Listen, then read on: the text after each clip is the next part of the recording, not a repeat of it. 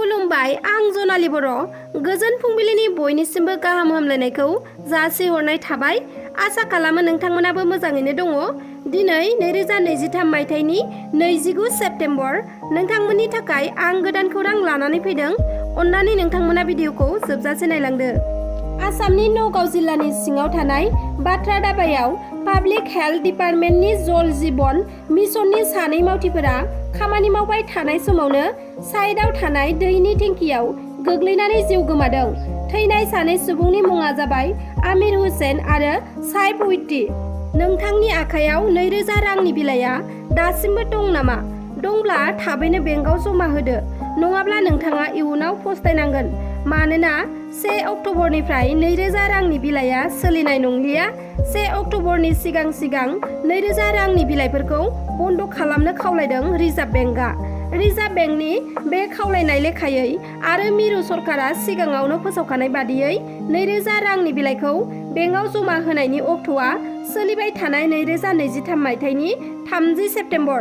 30 सेप्तेम्बरनि उनाव 2000 रांनि बिलाइया जेबो बेसेन थानाय नंलिया। हाग्रा बिफाननि DFO आरो सानै फरेस्ट गार्डखौ हमनो हादों आसाम सरकारनि एन्टि कारापसन बिउर'आ। धुबुरी जिल्लानि हाग्रा बिफाननि DFO बिन'द कुमार पायां आरो सानै फरेस्ट गार्ड जियाउल इस्लाम आरो साब्बास सुल्तानखौ हमनाय जादों। मानोना बिसोर साथामजों लोगो नांना बालि रोगाग्रा सिखावफोरनिफ्राय घुस बिदोंमोन आरो घुस लाबोबाय थानाय समावनो बिसोर साथामखौ आसाम सरकारनि एन्टि कारापसन बिउर'आ हमनो हायो। मिथिना मोननाय बादिब्ला गोबाव समनिफ्रायनो DFO बिन'द कुमार पायां आरो सानै फरेस्ट गार्डआ लोगो नांनानै बेफोरबादि रां लाबोबाय थादोंमोन होनना मिथिना मोननाय जादों। गिलु बालु अर खामनाय जाथाय जनाय सदरनि हाथायाव थांनाय मैया सोरांसि समाव अर खामदों। मिथिना मोननाय बादिब्ला मैयानि सोरांसि समनि 2 रिंगा 30 मिनिटसो समाव जनाय ओनसोलनि सामफ्रामबो हाथाय जिरायग्रायाव गिलु बालु अर खामनानै गासै 7 खान दखानफोरा खामग्लिनानै सेवहांगार जायो। फोरमायनाय बादिब्ला 7 खान दखाननि मादाव गंसेया साइकेल दखान आरो गंसेया मबाइल दखान, गुबुन गंनैया गेलामाल दखानजों लोगोसे गुबुन गला न'फोराबो खामग्लिनानै सेवहांगार जादों होननानै फोरमायथियो। दखानाव अर खामनायखौ जनायनि गंथाम अर खोमोरग्रा आरो साखाथिनि रायजो अरुणाचलनि रुकसिन पासिघाटनिफ्राय गंनै अर खोमोरग्रा गासै गंबा अर खोमोरग्रा गारिया दै सारना अरखौ खोमोरदोंब्लाबो गं 7 गलाफोरा आबुङै खामग्लिजोबो। नाथाय खाथियाव थानाय गुबुन माखासे गला न'फोरखौ अर खोमोरग्रा हानजाया रैखाथि होनो हादों होननानै मिथिना मोननाय जादों। नाथाय बे समाव अरा माबोरै खामखो बेखौ मिथिना मोननाय जायाखै। बेबादि गिलु बालु अर खामनाय जाथायाव जनाय ओनसोलनि रायजो राजाफोरा दुखु मोननाय फोरमायदों। खामानि मावनो थांना सासे बर' सुबुङा गुबुन रायजोआव जिउ गोमाहैदों। खामानि मावनो थांनायाव जिउ गोमाहैनाय सुबुङा तामुलपुर जिल्लानि बरिगावनि खगेन बर' होननानै मिथिना मोननाय जादों।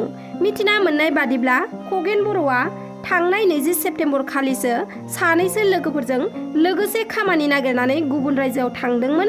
नाथाय रेलगारिजों हान्थिलांबाय थानाय समावनो महाराष्ट्रनि नासिगावआव खगेन बर'नि गोथै देहाखौ बोखांनो हायो। ओरैहाय न'निफ्राय ओंखारबोनायनि उनावनो खगेन बर'खौ गोबां खेब फन खालामदोंमोनब्लाबो जेबो फिननाय मोनाखैमोन होननानै न'खरनि सुबुंफोरा सुलुङाव फोरमायदों। नाथाय उननि समाव महाराष्ट्र पुलिसआ खगेन बर'आ गैलिया होननानै न'आव फन खालामनानै खौरां हरो। नाथाय मा जाहोननि थाखाय खगेन बर'आ खारबाय थानाय रेलगारियाव अबथिरा रुंसारि जाखो बेनि जाहोनखौ दासिमबो मिथिनो हानाय जायाखै। ओरैहाय दुखुनांथाव बाथ्राया बेसोदि दुखुथिया न'खराव रांनि आंखालाव खगेन बर'नि गोथै सहखौ दासिमबो न'आव लाबोनो हायाखै। ओरैहाय दुखुनांथाव बाथ्राया बेसोदि दुखुथिया न'खरा रांनि आंखालाव खगेन बर'नि गोथै सहखौ दासिमबो न'आव लाबोनो हायाखै। बरपेटा जिल्लानि सिङाव थानाय जालजालि दैमायाव सानै दुब्लियाव खामानि मावबाय थानाय बिब' आरो बिनानावा खामानि मावखांना दैमाखौ बारनो नाजानाय समाव हरखाबै दैया देरबोनानै सानैबो दैजों बुसोमजानानै एबा दैयाव गबनानै थैदों। थैनाय बिब' आरो बिनानावनि मुङा जाबाय सामिना आक्तार आरो आब्दुल्ला बेगम। मोनसे गिथाव बाथाव बुथारनाय जाथाय दिल्लीनि सिंगार नागरियाव सासे 26 बोसोर बैसोनि सुबुंखौ मोनसे सुबुंनि हानजाया सिखावनि सन्देह खालामनानै हमना खारें खुन्थायाव खाना बुयै बुयै खास्रि बिस्रि बुथारो। बे सुबुङा मानि थाखाय सिखाव सन्देह खालामना बुथारजाखो बेनि जेबो खौरां मोननाय जायाखै। नाथाय बुथारखांनायनि उनाव दायनिगिरिफोरा पुलिसजों एरेस्ट खालामजायो। हमजानाय दायनिगिरिफोरनि मुङा जाबाय कमल 23 बोसोर बैसोनि, मनज 19 बोसोर बैसोनि, किसान 19 बोसोर बैसोनि, बाप्पु 24 बोसोर बैसोनि, लाखि 19 बोसोर बैसोनि, इनुस 20 बोसोर बैसोनि आरो गुबुन सासेनि मुंखौ खौराङाव मख'नाय जायाखै। दा बिसोरखौ पुलिसा एरेस्ट खालामनानै जोबथेसालिसिम दैथायहरनाय जाबाय। जुदि बिपिएफ हानजाया सरकार दायोब्ला फेरेंगा बिथांनियाव सिगांग्रो इभेक्सन नटिसखौ हरग्रोनाय जागोन। मानोना फेरेंगाया बिटिसिनि मानसि नङा, 2008 मायथाइयावसो फैनाय होनना हाग्रामा बिथाङा खौरांगिरिफोर सोंनायाव रोखा बुंथिदों। এইবিলাকৰ উত্তৰ এই ৰঞ্জিত না ফেৰেংগা ইয়াৰতো নটিছে যাব, ইভেকশ্যন নটিছ ফাৰ্ষ্ট তাৰে যাব চৰকাৰ অহাৰ পিছত। সি মানে আমাৰ বি টি চিৰ মানুহ নহয়, 2008 চনত আহা। যে বিজনী জিলাৰ অন্তৰ্গত থুৰিবাৰী ব্লক কমিটিৰ বিপিএফ দলৰ জইনিং চেৰিমনিয়েল প্ৰগ্ৰাম হৈছে এই উলুবাৰীত। মই যেটো দেখিলোঁ আজি 2700 প্লাছ টোটেল UPPL, বিজেপি, AUDF, কংগ্ৰেছ এই 4টা দলৰ পৰা আহিছে। ইয়াত মেক্সিমাম আছে UPPLৰ 400 প্লাছটোৱে UPPL আৰু বিজেপিৰ আছে 100 প্লাছ, কংগ্ৰেছত আছে 50 প্লাছ, এনেকুৱা UDFত আছে।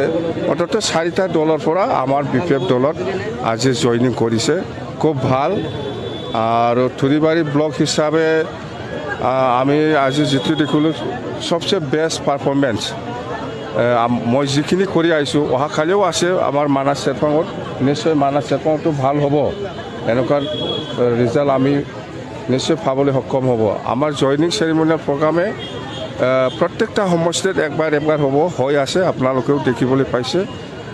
তো আমি আগন্তুক যিটো 2024 যিটো MP ইলেকশ্যন হ'ব, এই MP ইলেকশ্যনত আমি আজিলৈকে যিখিনি ৰিজাল্ট পাই আছোঁ আমাৰ বিপিএফ দলে উইনাৰ হোৱাটো খাটাং। সভাই সমিতিয়ে কিন্তু প্ৰমোদ বৰাই কৈ দিছে যে BTCৰ পৰা হাগ্ৰামাক বিদায় দিছে, কি ক'ব? সেইটো ইহঁতৰ কথা, ৰাজনীতিৰ মানুহ চবেই কোৱাৰ অধিকাৰ আছে, কি কয় ক'ব দে। যেতিয়া সময় আহিব কোনে শূন্য হ'ব সেইটো পাব্লিকে ৰিজাল্ট দিব।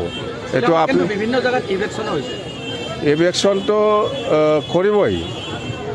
তাৰমানে ইলেকশ্যন নকৰি পেলাই মাটিৰ পাট্টা দিয়াৰ কথাহে প্ৰমোদ বৰাই কৈছিল ইলেকশ্যনৰ সময়ত, কিন্তু মাটিৰ পাট্টা নিদি পেলাই এতিয়া ইলেকশ্যন কৰি আছে। মই কৈছোঁ আপোনালোকক, প্ৰমোদ বৰায়ে কোনো মানুহক কিবা এটা বস্তু দিয়াৰ খুব কঠিন, খুব টান, আৰু মই জীৱনত এনেকুৱা কিবা এটা বস্তু দিয়াটো মই দেখিবলৈ পোৱা নাই।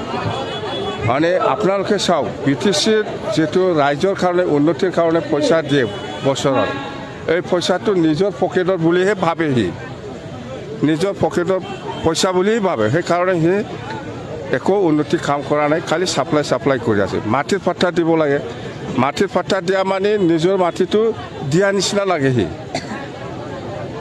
নিজৰ মাটিটো দিয়া নিচিনা লাগে। সেইকাৰণে সি মাটিৰ পাট্টা দিয়া বন্ধ কৰিছে আৰু সি নিদিব। আমি চৰকাৰ যেতিয়া আহিব মাটিৰ পাট্টা দিয়াটো আমি আকৌ আৰম্ভ কৰিম, যিহেতু আমি ফৰেষ্ট অঞ্চলত থকাসকলক দিয়াটো আৰম্ভই কৰিছে, প্ৰায় শেষ। লগে লগে আমি এতিয়া চৰকাৰ অহাৰ পিছত মাটিৰ পাট্টা দিয়াটো আমাৰ 1 নম্বৰ এজেণ্ডা হ'ব। ইয়াৰ কাৰণে আমি আমাৰ প্ৰত্যেক জাতি জনগোষ্ঠীৰ চেল বনাই আছে, আপোনালোকে দেখিছে। কোচ ৰাজবংশী চেল, মাইনৰিটি চেল, গোৰ্খা চেল, বেংগলী চেল, আদিবাসী চেল, এনেকুৱা আছে, নাথযোগী চেল আৰু গাৰো ৰাভা সকলৰো চেল আমি বনাম। এই চেলসকলৰ কামটো হ'ব নিজৰ জাতিৰ ভিতৰত কি সমস্যা আছে নাই সেইটো ছাৰ্ভে কৰি পেলাই আমাক দিব। ইয়াৰ পিছত আমি চৰকাৰ অহাৰ পিছত আমি কাম কৰিম। BPFৰ সভাপতি হিচাপে কিন্তু আপুনি বহুত জেগাত মেল মিটিং কৰিলে, কিন্তু এখনো মেল মিটিঙত কিন্তু প্ৰাক্তন মন্ত্ৰী চন্দন ব্ৰহ্মক দেখিবলৈ পোৱা নাই। মই চন্দন ব্ৰহ্মক কোন হৈ চিনি নাপায়, খান চন্দন ব্ৰহ্ম মেলা চন্দন ব্ৰহ্ম আছে আমাৰ জাগাত BPF-ৰে মেলা চন্দন ব্ৰহ্ম আছে হিচাপ নাই দেখা গৈছে কোকৰাঝাৰত আপুনি মানে ভৱনবিলাক ইউপিপিএলে পৰিষদখনে গ্ৰহণ কৰা নাই ভৱনবিলাক ইউজ কৰা নাই ভৱনবিলাক যিটো ভৱন বনাইছিলে আপুনি নাই আমাৰ MCLA কোৱাৰ্টাৰ আমি MCLA আমি কোৱাৰ্টাৰ বনাই আছিলোঁ বনোৱাটো কমপ্লিট হোৱা নাছিলোঁ আণ্ডাৰ কনষ্ট্ৰাকশ্যন আৰু এই পইচাটো BTCত আছিলে এই পইচাটো প্ৰমোদ বৰে ছাপ্লাই দি পেলাই খাইছে না কি কৰি খাইছে মই নাজানো এইটো হ'ল ইনফ্ৰাষ্ট্ৰাকচাৰৰ